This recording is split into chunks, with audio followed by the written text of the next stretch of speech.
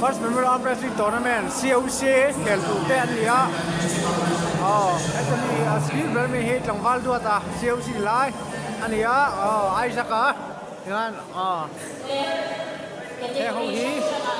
tuna COC khel tu te an ni 75 ba ka champion ania 7K champion of champion COC kan sok le do ni tu ke ma ni jama select to lawin number kan siya ni number kan potanga kan number pote jangin kanin tung to do ni tu ta jang san tu la hian COC helme kani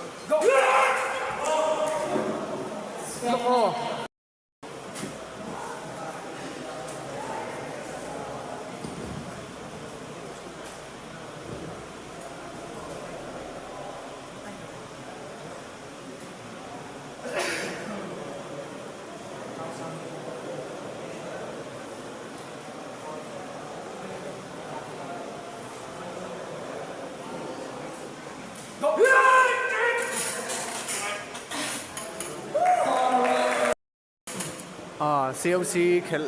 mek zela la ni tu la hian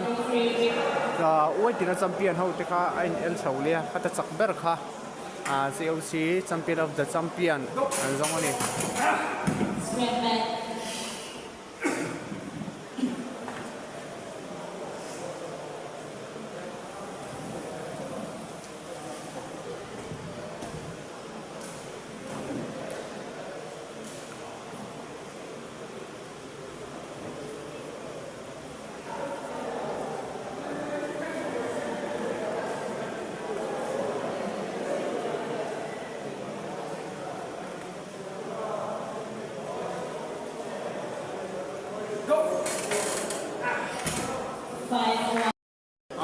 COC tu la hian kan la zong mek zel ani COC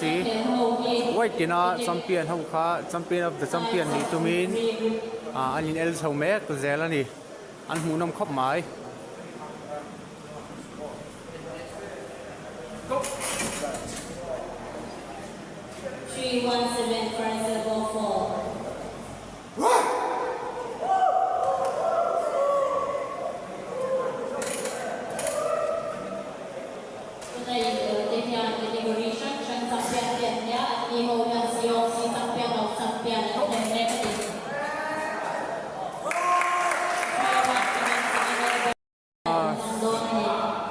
COC final champion of the champion an zong do ni tu la hian final ani ta ni COC final kan national bronze medalist e atai ti lan chu sak thai don em